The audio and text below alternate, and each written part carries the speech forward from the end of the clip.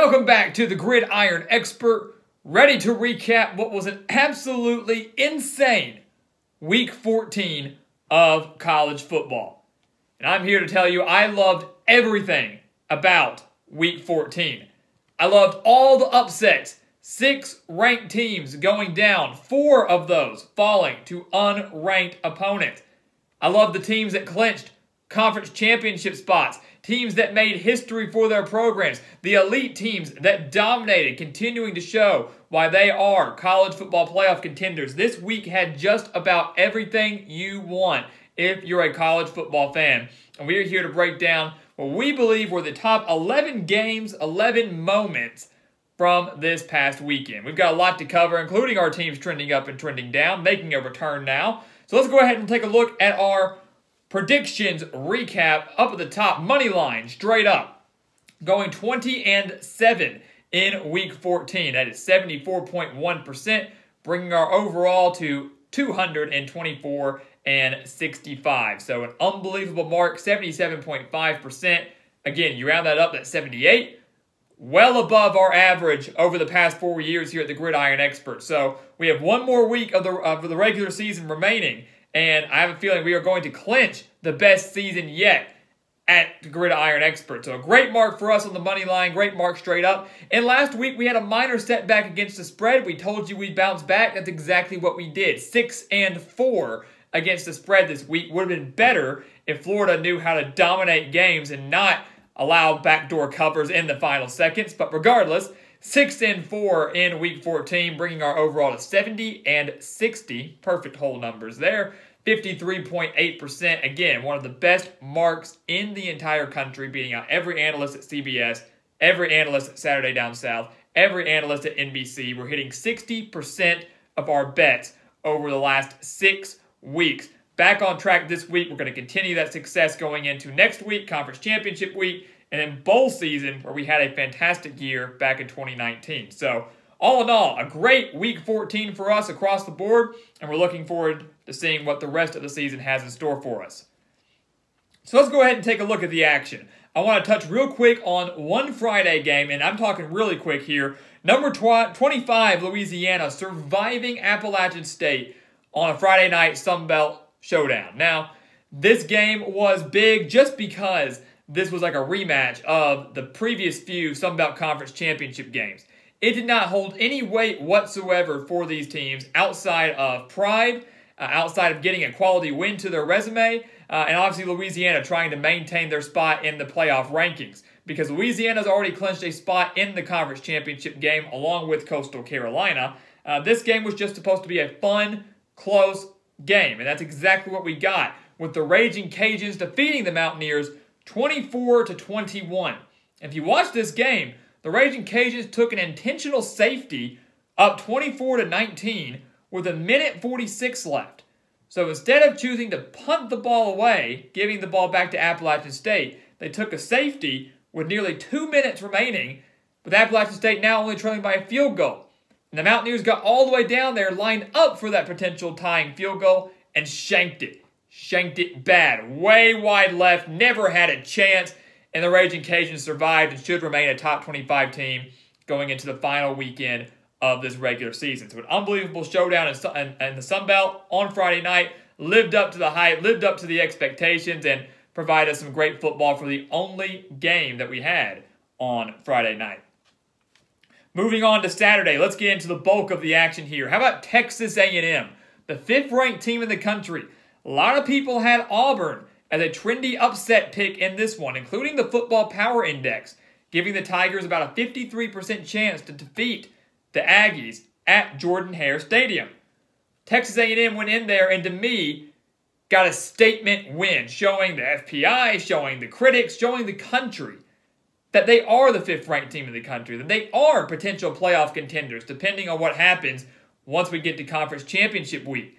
The Aggies went into Auburn, went to Jordan-Hare Stadium, and won 31-20, beat the Tigers by 11. They were trailing 20-14 entering the 4th quarter. They scored 17 unanswered points, the final 17 points of the game. And to me, this was very, very impressive because Auburn, they've got a decent defense. Not up there as one of the SEC elites like they've been in years past, but right there, mediocre, a little above average. A&M went in there and put up 509 yards of offense, including 313 rushing yards, averaging 6.7 yards per carry. So this Texas A&M team that was abysmal on offense last week against LSU, where they only beat the Tigers 20-7, showed up in a big way this Saturday, again proving why they are the 5th-ranked team in the country and why they deserve a legitimate shot at a top 4 spot when Selection Sunday rolls around on December 20th. So a great win for Jimbo Fisher and his Aggies. In theory, they have 2 more games left against Ole Miss and Tennessee. Both of those, the Aggies will be favored in, and both those, the Aggies should take easy care of business in. And if they do that, December 20th will be very, very interesting to see if Texas A&M can sneak in as that 4th team in the playoff. This win was necessary, though, and they got it in a big way. Our first upset of the day, we mentioned there were 4 ranked teams that fell to unranked teams. And the first one comes in the Big 12, where TCU took down Oklahoma State, the 15th ranked team in the country, 29-22. We've got Oklahoma State and TCU trending up and trending down. We'll touch on them in a little bit. But we look at this game here. Oklahoma State, they were up 13-0 at the end of the first quarter. They were up 16-7 at halftime. Obviously, neither of those scores large enough for you to consider Oklahoma State to have it in the bag. But considering how well Oklahoma State's defense has played for the majority of this season, considering the talent they have in Spencer Sanders and Tylan Wallace and guys like that, many thought the game was going to be put away in the second half. And Gary Patterson, a guy we always say you can never underestimate, he said, "Not so fast. You're coming into our house. We're not done yet. We're actually trending up. We'll talk about it later. We're actually trending in the right direction." TCU outscored Oklahoma State 22-6 in the second half. And a lot of it was thanks to Max Duggan, the quarterback. 369 total yards in this game, 3 total touchdowns, and that included the game-winning 71-yard touchdown pass to Darius Davis with 7 minutes and 56 seconds remaining in the game. That touchdown pass took the lead for the Horned Frogs, gave them the lead, and they never looked back after that. No scores were given to either team after that, and TCU held on for the touchdown victory. So that win for TCU, huge for them. You know, a team that's kind of fallen off in recent years. Huge for them. Devastating for Oklahoma State. Ruined any slim chance they had at maybe trying to slip back into the Big 12 championship game. And honestly, with that being their 3rd loss, was just a major blow to this season. So much talent. So many high expectations coming into this year. It was 5 weeks ago that Oklahoma State was the 6th ranked team in the country, and people thought they might be able to contend for a playoff spot. And now they have 3 losses and will probably fall out of the rankings. It's crazy how much can change in such a short amount of time. Huge win for TCU, devastating for Oklahoma State, a team that has just not been the same since their first loss against Texas, again, just 5 weeks ago. Another game we want to briefly touch on, very briefly, number 21, Marshall. Another one of those teams that fell to an unranked team. The Thundering Herd, we've praised them all year long. We love Grant Wells. We love Brendan Knox. We love this defense. They're, Conference USA champs, probably going to go undefeated. Rice said, "Not so fast." The Thundering Herd came into this game as 24-point favorites. Rice came into this game having played just 3 games all season and had their backup quarterback, Giovanni Johnson, playing in this game. And yet the Owls won against Marshall 20, listen to this, 20-0. Shut out. Shut out. The Owls shut out the Thundering Herd in this game, the 21st ranked team in the country. You know why? Because this Owls defense woke up and had 5 interceptions off of Grant Wells. 5 interceptions off of Grant Wells, a guy, again, that we praised all year long. Thought he was, and he is, really the future of Marshall football over these next few years. But 5 interceptions certainly isn't going to cut it. And a Rice team that over the past few years has been arguably the worst team in all of college football is now sitting at 2-2 and has a shutout win over a top 25 opponent who, again, at the time was undefeated and playing lights-out football all year long. So I think this shows one of 2 things. Marshall maybe was not the team we thought they were, and also it shows the Conference USA is maybe not as talented as we thought they were. Marshall running the table all year long. Rice comes in here, shuts them down. The talent gap between maybe the top team in the country or top team in the conference and what me would say was one of the worst in the conference maybe is not that big, and that to me shows a weak conference. So Rice, a huge, huge win over the Thundering Herd, a devastating loss for them. They had an outside shot at a New Year's Six Bowl. Probably wasn't going to happen, but certainly not going to happen now. Back over to the Big 12. Another game I want to touch on briefly. It was one of our top 5 games of the week. Number 9 Iowa State annihilating, blowing out West Virginia 42-6. 42-6 in this game against the Mountaineers. And in doing so, the Cyclones have now clinched their first ever appearance in the Big 12 championship game. How about that? Remember when the Cyclones lost to Louisiana back in week 1? Everybody said they're done, they're overrated, they are going to have a miserable season. Well, now that same team is 8-2, just like we predicted, and they're making the Big 12 championship game, just like we predicted. This Iowa State team took it to the number 1 defense in the Big 12. The Cyclones put up 483 yards, again, against the number 1 defense in the Big 12. And what continues to amaze me about Matt Campbell and this Iowa State team is the fact that they have won their past 2 games against West Virginia and Texas without electric performances from Breece Hall.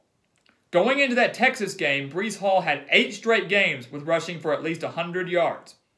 He did not eclipse 100 yards against Texas. They won the game in Austin. Breece Hall, again, did not eclipse 100 rushing yards in this game against West Virginia. Was held to 97.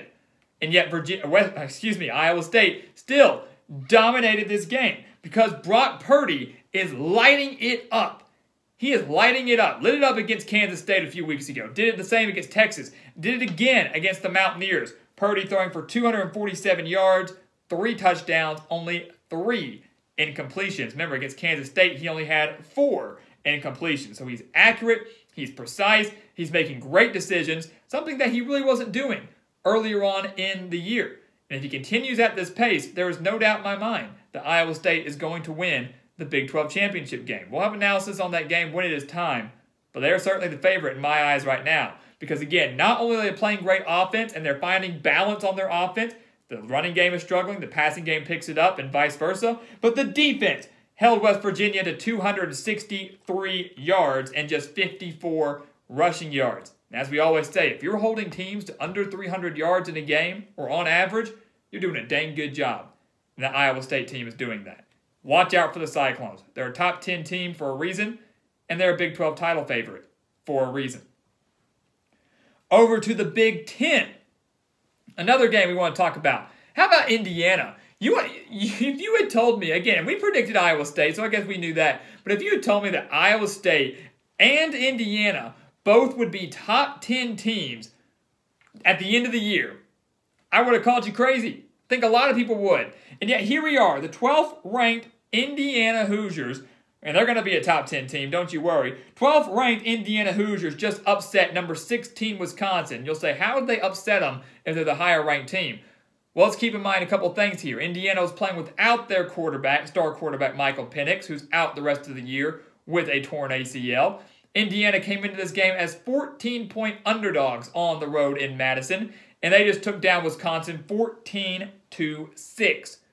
We said in our Week 14 predictions video, we picked Wisconsin. We own up to our loss there. We picked the Badgers to win it outright, and they didn't. But we did say this was going to be a very low-scoring game. It's going to be a defensive battle. And we know how great Indiana's defense has been. And that's a major reason why the Hoosiers won this game. But before we touch on that, we've got to give credit to Jack Tuttle. Jack Tuttle, who stepped in at quarterback for Michael Penix, had just 11 career completions coming into this game and shows up and throws for 130 yards and 2 touchdowns. Obviously, the only 2 touchdowns that Indiana scored on Saturday. The Hoosiers were outgained by the Badgers by 125 yards, but again, the defense is the difference maker. Indiana winning the turnover battle, forcing 2 Wisconsin turnovers. forcing 2 Wisconsin turnovers, and one of those was a fumble recovery that set Indiana up with very favorable field position, which was a key in that game for us, and they were able to get a touchdown out of it. The defense showed up, was clutch at the end, getting a late stop on the Badgers, and now Indiana is more than likely going to finish 7-1 as their final game is against a Purdue team that just lost at home to Nebraska, also just lost at home to Rutgers. The Hoosiers are going to finish 7-1 as a top 10 team, maybe make the Big Ten championship game depending on what happens with Ohio State and their COVID issues. But 7-1 regardless, and Wisconsin is going to be left searching for answers. Defense still playing great. Their 2 losses this year, they allowed 17 to Northwestern, 14 to Indiana. Usually when you allow that little amount of points, you're able to win a game. The Badgers have been unable to do so. Turnovers and lack of offensive production, the killer for Wisconsin this year. But Indiana, Tom Allen, without Michael Penix, going on the road and getting a win like that, if that doesn't tell you the Hoosiers are for real, I don't know what will. Over to the Pac-12, another top 25 team losing to an unranked opponent. Keto, my man, I'm sorry. I'm sorry about your Huskies. Number 22, Washington, getting upset by Stanford, 31-26. And the Huskies missing out on a huge opportunity here. And we'll tell you why in 1 second. But you look at Washington. Last week against Utah, they trailed 21-0 against the Utes and battled all the way back to win 24-21. This week against Stanford, the Huskies were down 31-10 in the third quarter. Battled all the way back to make it 31-26 midway through the fourth. It looked like the Huskies still had a little magic left in them, a little comeback magic. And Stanford said, nah, forget about it. We're just going to run out the remaining 7:47. 31-26, Stanford ran out the remaining 7 minutes and 47 seconds in the game to preserve that 31-26 victory over the 22nd ranked team in the country. Washington has to figure out how to get started a little bit quicker. They've got to figure out how to start faster. All the credit in the world to David Shaw and the Cardinal for getting a win here. Stanford, a team very similar to TCU that has kind of fallen off in recent years. Hasn't been as elite of a program as we were used to seeing in those early 2010s, 2010 to 2015. But you look at Washington, they've got to find a way to start lighting things up a little bit better. And the Huskies missed out on a golden opportunity, as we mentioned, because they lost this game. Had they won it, they would have clinched the North because number 23, Oregon, just slipped up to California, a California team that at the time was 0-3. Washington beat Stanford. They win the North. They're going to the Pac-12 championship. Instead, the Huskies game against the Ducks this upcoming weekend will determine who wins the division. So unfortunate. But you look at Oregon right now, a team that many had pegged as the Pac-12 favorite. Some had as a dark horse playoff contender. Even with everything going on with COVID, the Ducks now are going to fall out of the top 25. And again, this game against Washington, they lose it. They don't even make the Pac-12 championship. It's a crazy year that we are seeing and dealing with in college football. But the Ducks fall to California, an upset that we actually picked all the way back in the preseason. If you don't believe it, go check it out. You look at Oregon, they outgained California by 97 yards. So they outgained them. They're playing some pretty solid offense. Tyler Shuck playing well at quarterback, I thought, all things considered, like he has all year long. Problem for Oregon, as it has been for at times this year, was the turnovers. The Ducks had 2 turnovers. One of them was crucial, fumbling at the California 36-yard line with 52 seconds remaining in the game. The Ducks have now lost 2 straight games, fell to Oregon State last week in heartbreaking fashion, just now fell to California, and a California team that may be starting to hit their stride just a little too late, I would say. They were North contenders in my eyes, but starting to hit their stride a little bit quicker because they fell by 24 to UCLA, they fell by 4 to Oregon State, they fell by 1 last week to Stanford, so they were slowly but surely improving. Can't get any closer than a 1-point win than a victory, and that's exactly what the Golden Bears and Justin Wilcox got this week behind the arm of Chase Garbers, who had 183 yards and 2 total touchdowns. This California team showed up and played like the team we thought they would be back in the preseason, and nonetheless still got the win that I believed they would get. So craziness, guys. 22 goes down. Actually, 21, 22, and 23 all go down in the rankings. Marshall, Washington, and Oregon. So four teams that we just mentioned in the top 25 falling to unranked teams. Every single one of those a big-time upset. We go over now to the game of the week out in Conway, South Carolina. This was absolutely an upset and absolutely an unbelievable game. Number 18, Coastal Carolina, upsetting number 13, BYU, 22-17. 22-17. A battle of obviously top 20 teams, a battle of two 9-0 teams, and credit to both teams and administrations for making this game happen. What a wild last few days it's been for both teams. Coastal Carolina banking on playing Liberty. Liberty has to back out due to COVID issues. BYU said, all right, we'll come out and play. We will travel from Provo to Conway, South Carolina in a span of 2.5 days. They decided to play the game Thursday morning. The game's played Saturday afternoon. And we get what I think is one of the better games, if not one of the games of the year. Game of the week, game of the year. A game that featured 771 yards of offense. A game that came down to the final play, and you mentioned all those yards of offense, it ultimately came down to one. Ultimately came down to 1 yard as Dax Milne was stopped at the 1 yard line on the final play of the game. BYU had a shot from the Coastal Carolina 18-yard line. Zach Wilson fired it. Didn't get in the end zone, but he hit Dax right at the 2-yard line, and he stuffed at the 1. 3 Chanticleer defenders pushing back, and the Chanticleers preserved the biggest win in program history with College Game Day in town, I should add. You look at all this, though, guys. I mean, unbelievable game. Lower scoring game than I think many thought. And obviously the result was not many thought would happen at all. A lot of people thought BYU would go in and dominate this game, just like they had to get to every single opponent all year long. We picked BYU to win this game. We missed it. We missed it. But we did say that one way or another, whoever won, we thought it would be BYU. But even if Coastal won, it'd be a one-possession game. Something that neither of these two teams have been used to this year, as Coastal and BYU have each only had one win prior to this game come by one possession. We knew it would be close, and we said that the game would be determined in the trenches. Who would win that battle in the trenches? Something, again, that BYU has dominated all season long. It was Coastal Carolina that won that battle.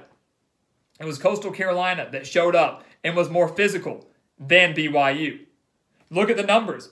BYU in this game had 1 sack, 1 tackle for a loss, 0 quarterback hurries. I know Grayson McCall only attempted 15 pass attempts. Coastal dominated on the ground. We'll touch on that in a second. But 1 sack, 1 tackle for a loss, 0 quarterback hurries. Coastal Carolina, 1 sack, 5 tackles for a loss, 5 quarterback hurries.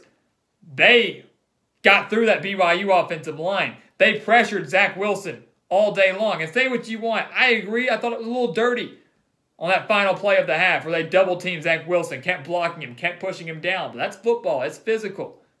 I don't think they should have done it, but it is what it is. I think the Chanticleers were trying to send a message. I think they rattled Zach Wilson just a little bit. Again, I'm not saying I agree with it at all.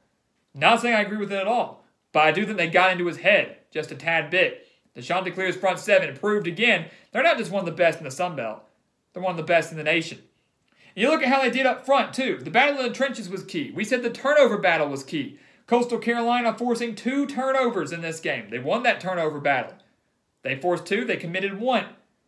And then the run game was key for the Chanticleers. They were facing a BYU rushing defense that was allowing 89.1 rushing yards per game, one of the best in the country. And Coastal Carolina came in there and put up 281 rushing yards against this Cougars defense. The Cougars hadn't seen an offense like this all year long. They hadn't seen an RPO-style offense like this all year long. Grayson McCall playing extremely well. C.J. Marable playing extremely well. 132 yards, 2 touchdowns. It was an unreal game, guys. I don't know what to tell you. You hate to see a team lose this game. You hate to see BYU lose this game. I would have hated to see Coastal Carolina lose this game. Honestly. Such a hard-fought game. One that was kind of sprung on both teams at the final moments, and it lived up to the hype. And I'm glad that it did. It deserved to. Neither of these teams, obviously, is Coastal Carolina going to rise mightily in the rankings. BYU, in my opinion, should not drop that far. But any slim hope that the Cougars had of a playoff berth, any slim hope that the Cougars had of making a New Year's Six bowl game, they've all been dashed now. Coastal Carolina now takes that role of the new BYU team. And as many have named them, America's team. But an unbelievable game out in Conway, South Carolina. Again, a game where you really truly hate to see any team walk away as a loser. Final two games I want to talk about here, guys. That was the biggest one. That was the biggest one. And again, it lived up to the hype. I still can't really get over it, especially how close it was. The 1 yard line. Football, truly a game of inches. But two more games here, and they're going to go by quickly. Number 3, Clemson taking down Virginia Tech. And the Tigers, in doing so, have clinched a spot in the ACC title game, as we all expected. So Clemson, Notre Dame, Part 2 will be coming up here in a few weeks. The Tigers defeating, again, the Hokies 45-10. But it was closer than expected for a while. Give credit to Justin Fuente and the Hokies for playing them close, I guess. I know there are no moral victories. But the game was just 17-10 at halftime and was 17-10 through about halfway through the third quarter. But that's when Clemson woke up. That's when Clemson woke up and chose to start playing some defense. The Tigers forced 3 second-half turnovers, including a 66-yard scoop and score, and ended up pulling away, winning by 35. And kind of like we mentioned with Iowa State, this shows to me how great this Clemson team is. I know Virginia Tech's not up there as an ACC elite. They're 4-6 now following this loss. A very disappointing year for the Hokies.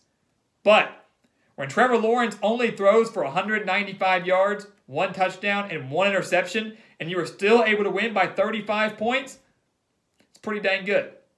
That's pretty dang good. Also considering that James Skalski was not playing as well, one of the top defensive players for the Tigers. So all that taken into account, and Clemson still wins by 35, yeah, I'd still be afraid to play him. I would still be afraid to play him. I know Lawrence had 2 rushing touchdowns, neither from that great of a distance. Again, Clemson proving why they are a playoff contender. But they have to win the ACC title. They don't have that little grace period that they have had in years past, where if they lose to Notre Dame, they can still get in. Because Notre Dame won that first meeting, the ACC title is a must-win for the Tigers. It's not necessarily a must-win for the Fighting Irish.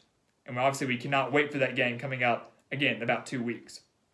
And then finally, the number 1 team in the country, you've got to talk about them. Alabama continuing their revenge tour and, in a way, concluding their revenge tour in Death Valley on Saturday night. They beat Auburn last week by 29 points.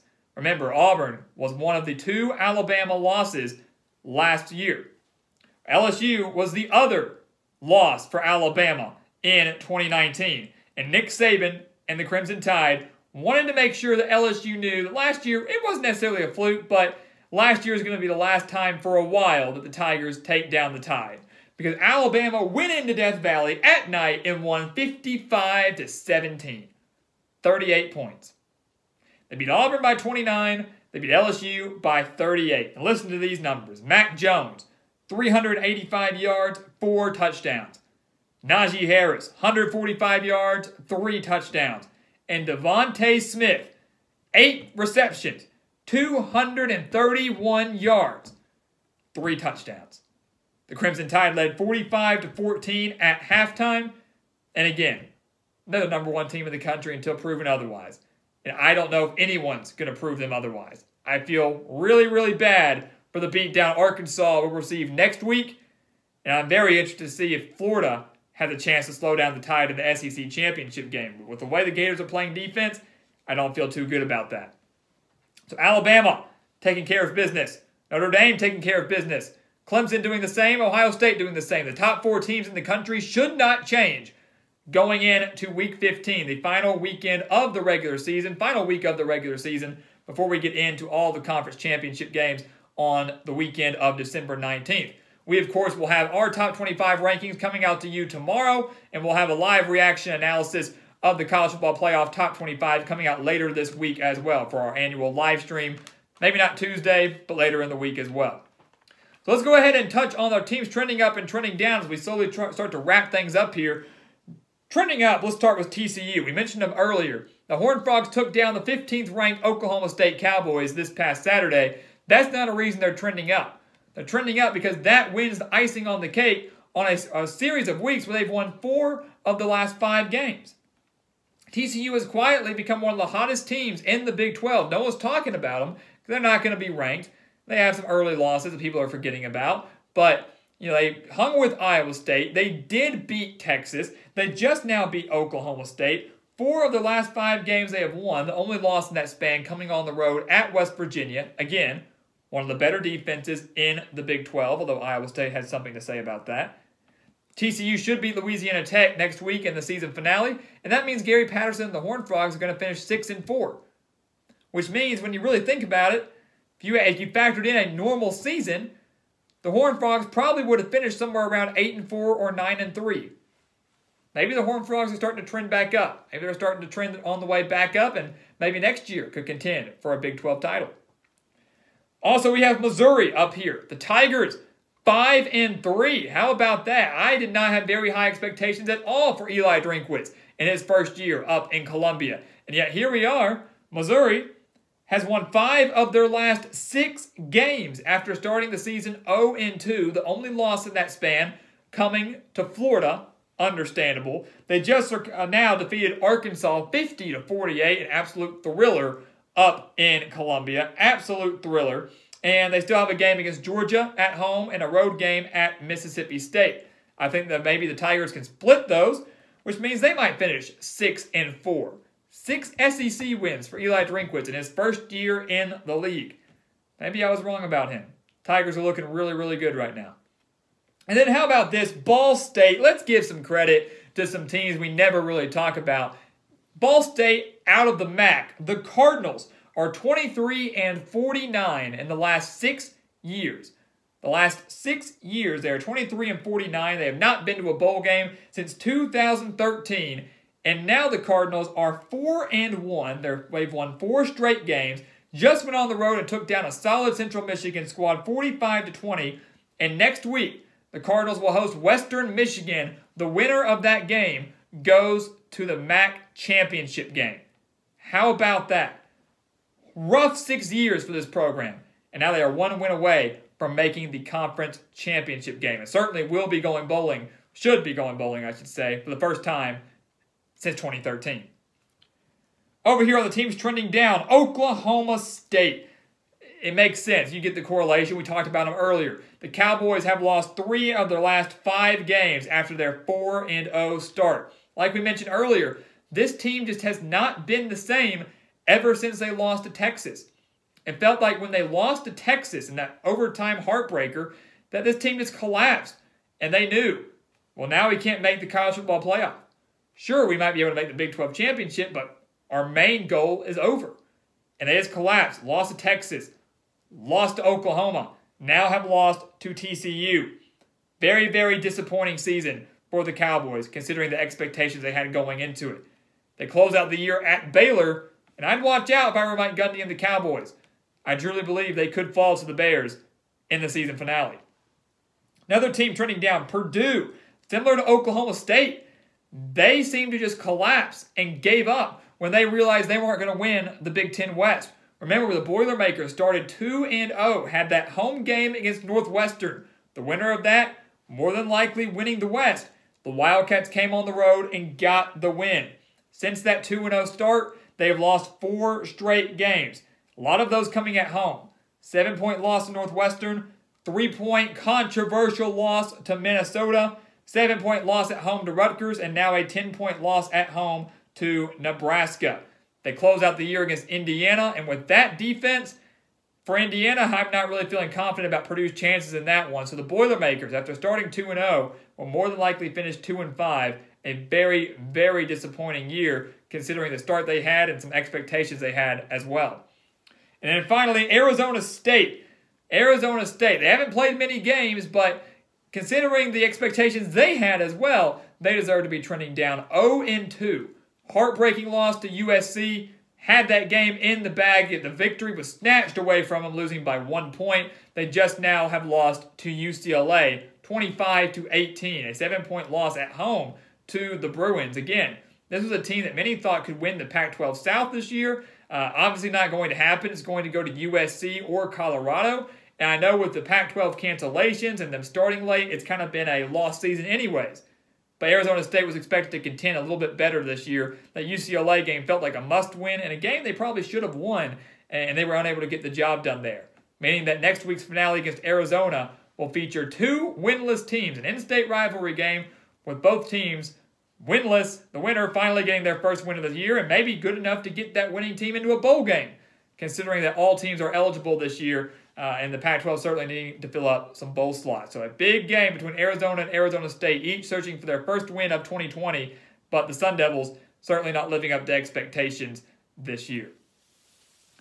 So, what a weekend, guys. What a week. I loved it. I genuinely loved it. BYU, Coastal Carolina, the game of the week, up there as one of the games of the year. Elite teams taking care of business.